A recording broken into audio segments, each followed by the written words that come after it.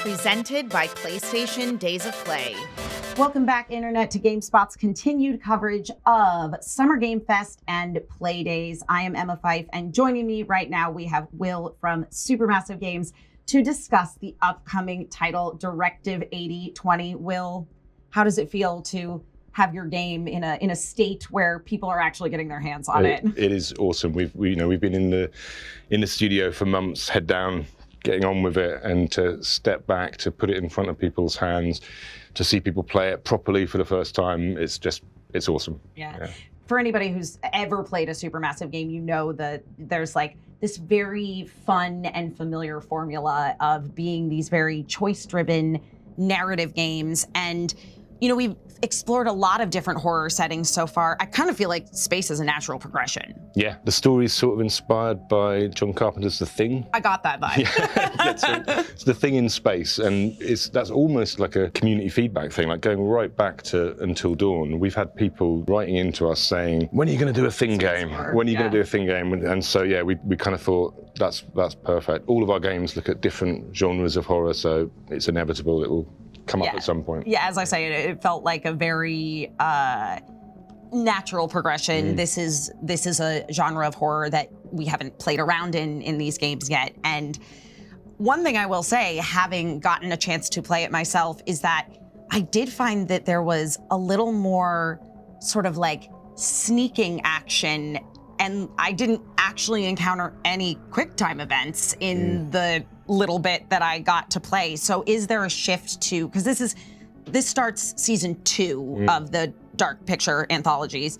So is there kind of a shift to having a little bit more character action within the game? We call it a narrative survival horror. So it's it's narrative in that it's a choice game. Sure. It's a branching story. It's still got everything we know from a Supermassive game. But as a survival horror, there's an element of on-the-stick survival, of actually your survival is down to your own ability to evade this creature. The reason we did that is mainly, you know, we make horror games, we want to scare people. Yeah. And I just think that's the scariest thing possible, is when you're in control and that thing's hunting you down. Yes, you know? I was very surprised because I was like, okay, yeah, I've played a lot of Supermassive games. I know that most likely if I end up in a tense situation, my character is going to kind of be naturally running away from whatever is chasing them. You certainly experience that in Until Dawn and in The Quarry.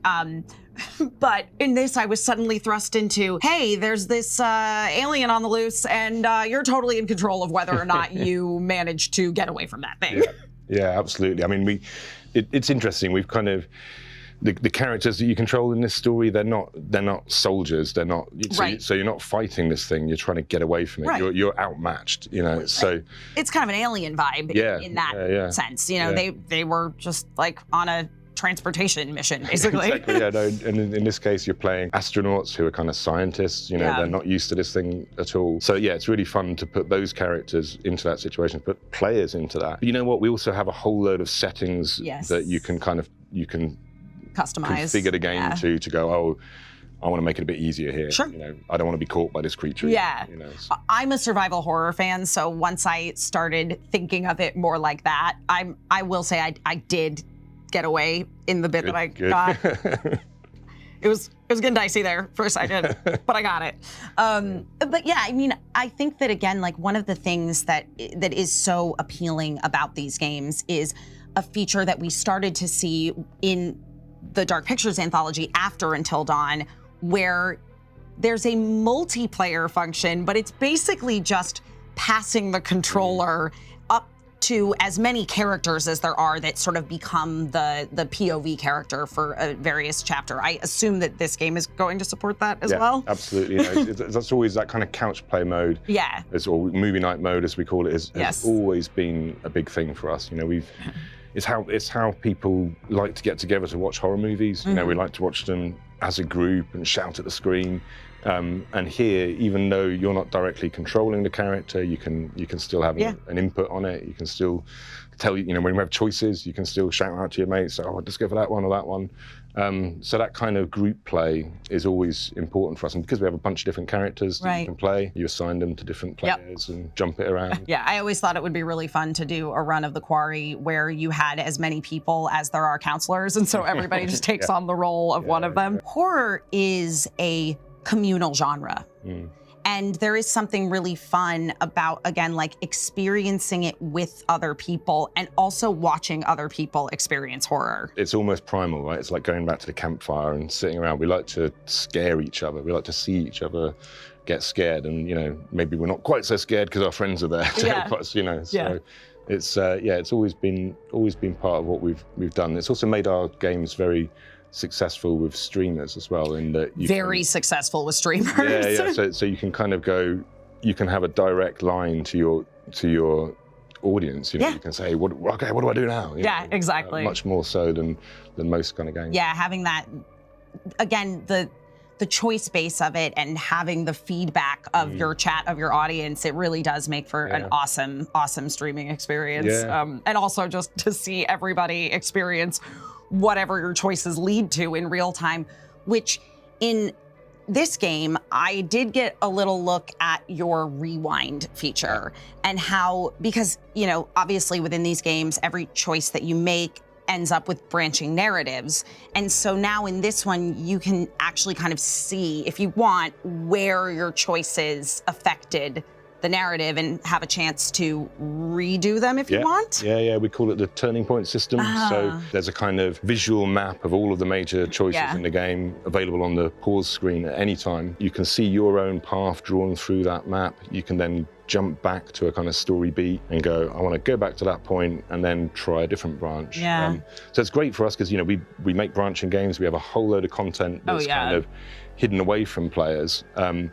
And we want to, it's almost like a quality of life feature. We want to make it easier for players to get to all that good stuff. There is a lot of replayability in these games because your choices have such a profound effect on where the story goes, on who lives and dies. In this one, I assume who is and who is not who they appear to be. Even that may change, depending on your other choices. And at certain points in the game, it's like, oh, maybe this person who I chose to keep alive, and that's good in one particular branching scenario because they're not an alien, but in another branching scenario based on previous choices, maybe they would have been an alien. Absolutely, we mess around with that a lot. It's interesting though, because I think that with our gamers, with that choice thing, it's kind of the magic of what Supermassive Games does, is the idea that if a character dies, the story doesn't go back to a checkpoint, it just rolls on.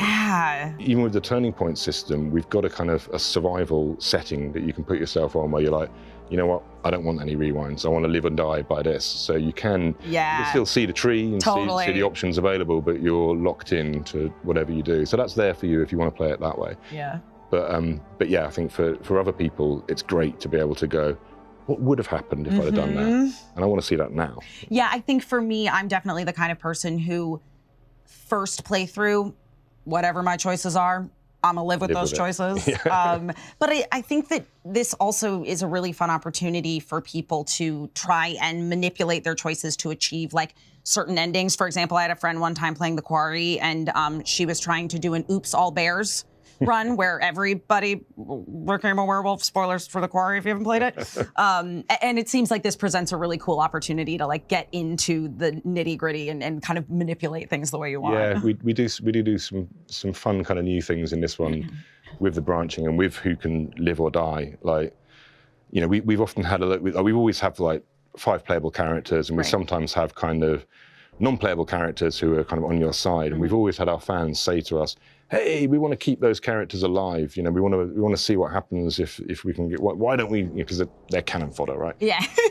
But in this game, you can keep them alive. So there's a bunch of other members of your crew which you don't directly play, but they will live or die based on your choices. We also have a thing called destinies, which is as your character makes choices, their traits change.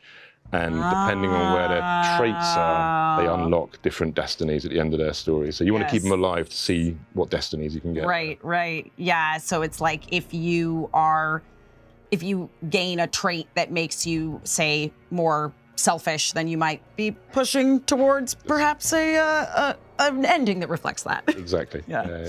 Well, I am very excited to play the full release of this game. As I say, I just so enjoy playing these games on a couch with a bunch of friends as if we were watching a horror movie, but we control the horror movie, and I kind of like to let the various individuals have free reign, and you know what? Sometimes we don't agree, and that is truly part of the fun. Directive 8020 out on October 2nd, so you'll be able to play it as part of your Halloween spooky season celebrations.